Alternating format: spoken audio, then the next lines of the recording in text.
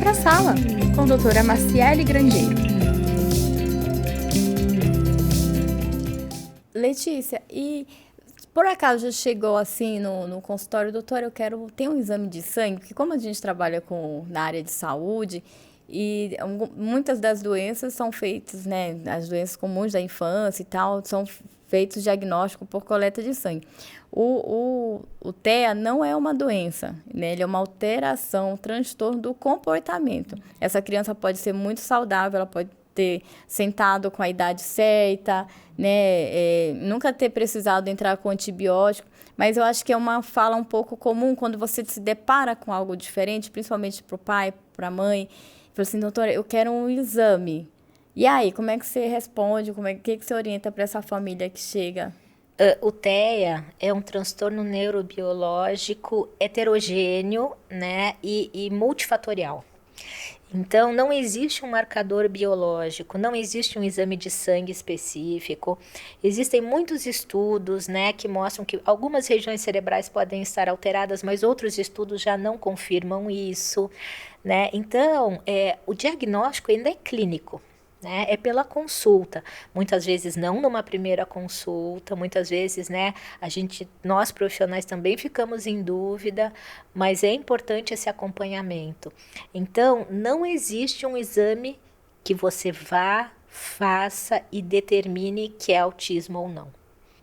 E dentro dessa equipe que acompanha, né, até muitas das vezes participa desse diagnóstico, elaborando sua avaliação como psicólogo, pedagogo, chega tudo isso para você, não é isso? E aí você junta tudo isso e tem aquele trabalho, né, a parte final de conversar com aquela família. Como que é feito isso, Letícia?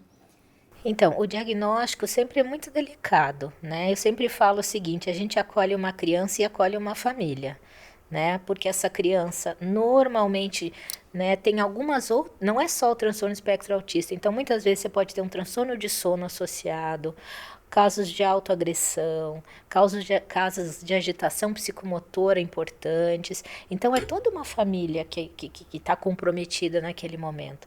Então, o diagnóstico tem que ser de uma forma muito acolhedora e mostrando caminhos para essa criança, né? Que nós temos tratamento, sim, que as terapias elas são efetivas, que a intervenção precoce é muito importante. Então, quando a gente detecta qualquer alteração, já se entrar com essa intervenção precoce. E até quando seria assim? Quando nós falamos das intervenções, quanto mais precoce, até que idade a gente fala assim, olha, vai ser bem melhor se entrar até tal idade. Não significa que não deva entrar depois, mas que o resultado é muito melhor. É até mais ou menos um limite de idade, quanto é esse precoce? A intervenção precoce por si só a gente considera teoricamente até os 3 anos, mas muitas vezes, e a grande maioria dos casos de diagnóstico são depois dessa idade, né? Os Estados Unidos consideram em torno dos 8 aninhos, né? Então, mas o que os estudos mostram? Que essa questão da plasticidade, do aprendizado do cérebro, ele se mantém ao longo da vida inteira.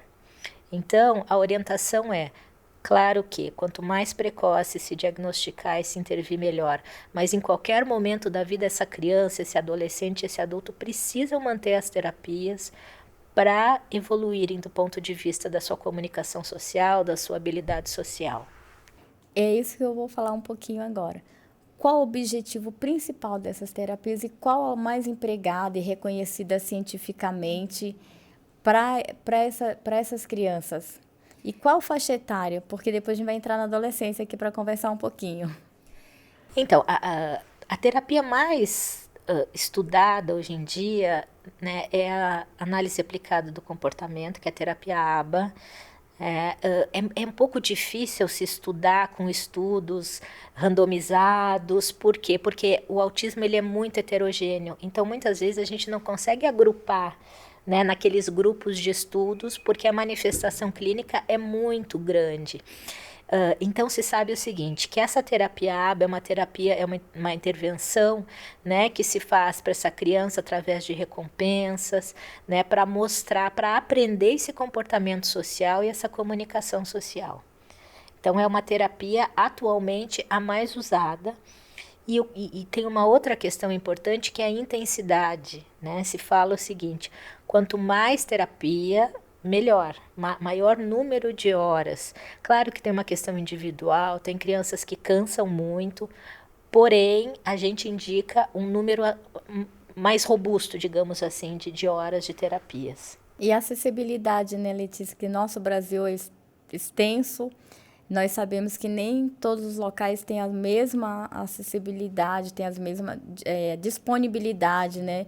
E hoje, agora, eu percebo que mais profissionais estão se interessando pelo método ABA para poder ajudar, porque o intuito dele é exatamente o que você falou, questão de fazer com que essa criança tenha as habilidades sociais, né, que ele necessita e também aprenda a controlar, digamos assim, alguns tipos de comportamentos, né, que não são, digamos assim, aceitáveis para ele, mas ele aprenda a lidar com essas frustrações, digamos assim, que para ele é um pouco difícil. E é difícil para essa família também, e ela tem um papel muito importante.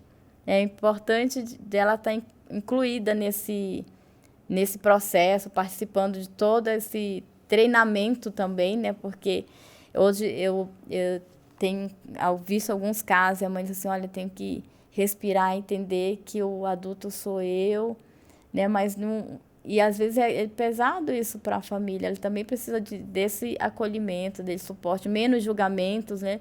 Sem dúvida, né? A educação parental, trazer essa família, explicar, né? Tentar se colocar no lugar dessa criança, ou desse adolescente, ou desse adulto autista, porque a percepção social deles é diferente da nossa, né? Então, algumas coisas muito simples, como, por exemplo, metáforas para um adolescente, eles não conseguem entender, moral da história, piadas. Para ele é difícil entender isso, né? Essas questões mais abstratas, eles não conseguem muitas vezes.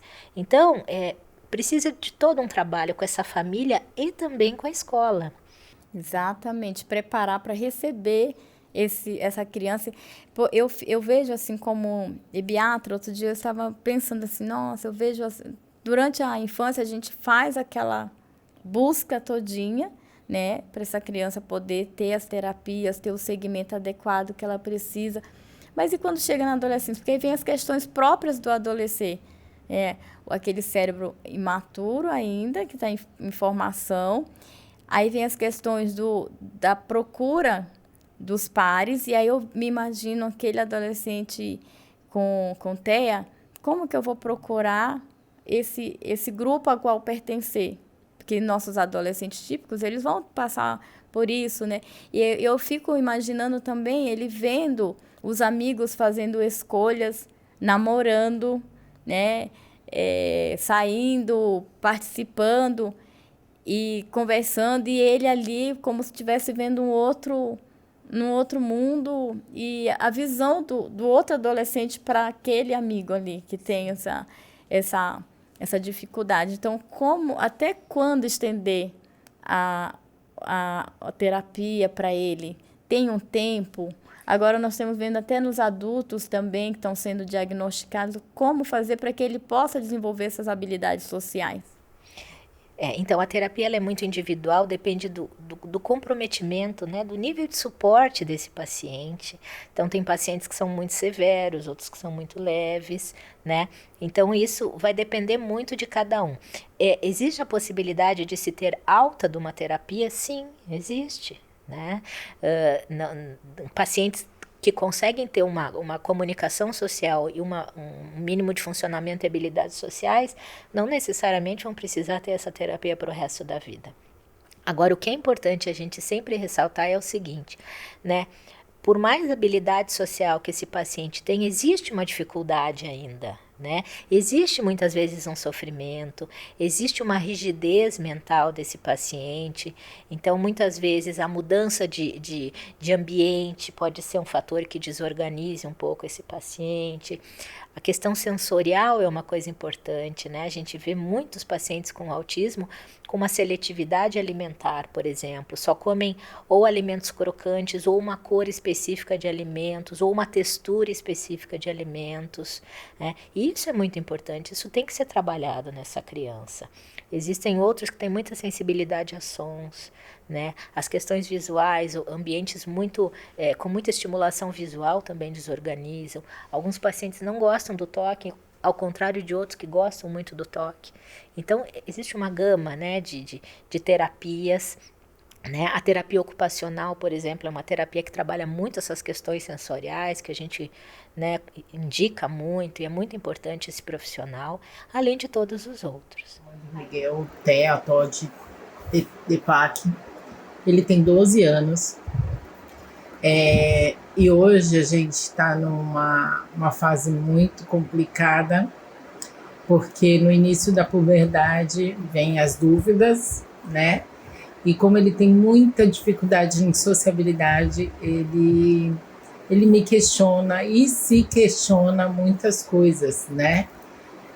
Sobre o sexo, sobre a masturbação, sobre se ele vai ter amigos, sobre se ele vai trabalhar, sobre se ele vai casar, se ele vai ter relacionamentos. E aí fica sendo muito difícil, né? A gente consegue algumas ajudas, né, com a psicóloga, com tratamento, com acompanhamento, mas essas dúvidas internas nele, acho que prejudica um pouco na questão da sociabilidade e na questão de emoções, né, porque ele também tem muitas dificuldades de emoções, né, então ele não fala abertamente o que ele está sentindo, mas ele fala sobre algumas dúvidas dele, né? Sobre se ele vai ter amigos, às vezes ele fala que quer ter amigos, às vezes ele fala que não quer ter amigos nenhum, que ele prefere ficar sozinho.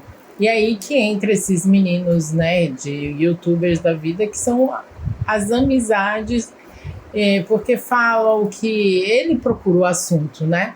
Não fica naquela coisa de ele vai ter que entrar no meio que o assunto já está correndo e ele vai ter que se identificar. Não, ele escolhe o assunto que ele quer falar. Por isso que eles se envolvem em questões de jogos, né?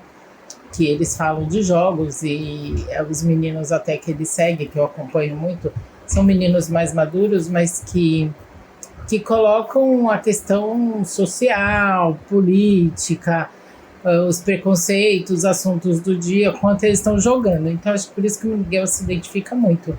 Porque ele, por ser, até andar, né, ser a única criança, não ter outras crianças em volta.